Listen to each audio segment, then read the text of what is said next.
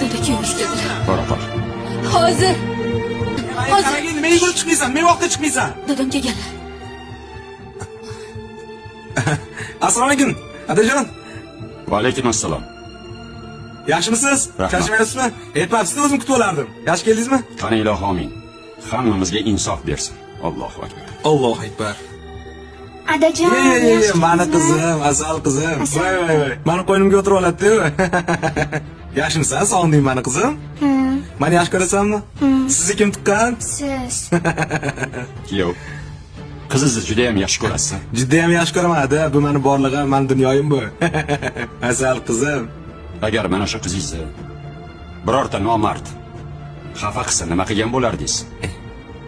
Bu nima deganingiz? Buni boshidan bir tola soch to'kilsa, dunyoga o't qo'yaveraman. Xafa qilganni tug'ilganiga pushaymon qilaman. Kekirdagini sug'urib olaman.